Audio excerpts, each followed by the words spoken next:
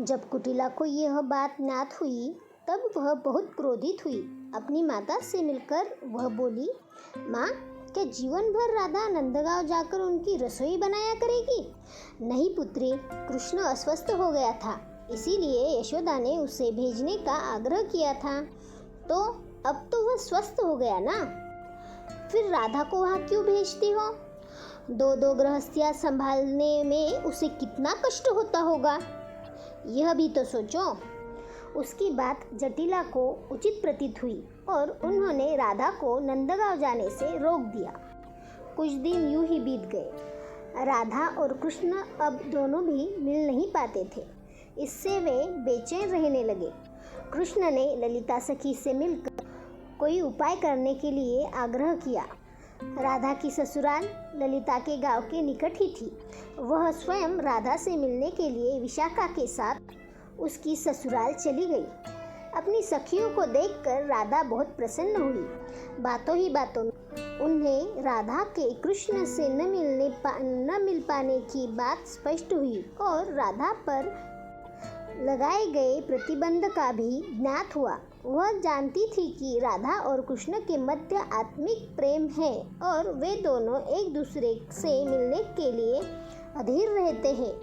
बहुत सोचकर उन्होंने एक योजना बनाई और राधा को उसमें सम्मिलित कर लिया।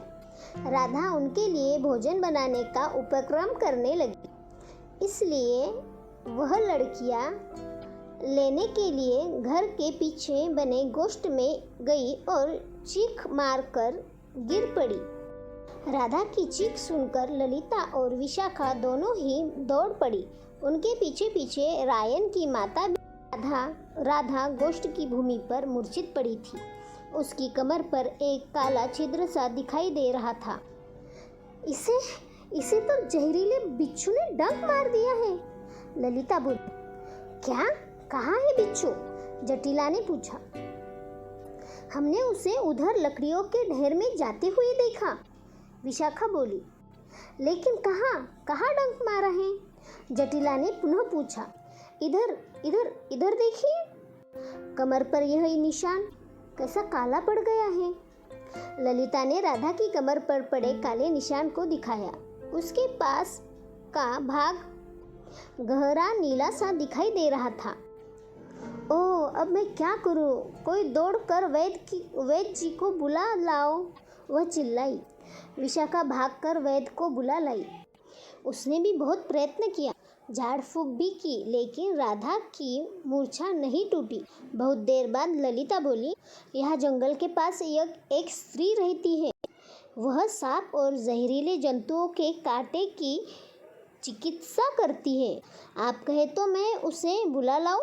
संभवतः वह राधा के लिए कुछ कर सके।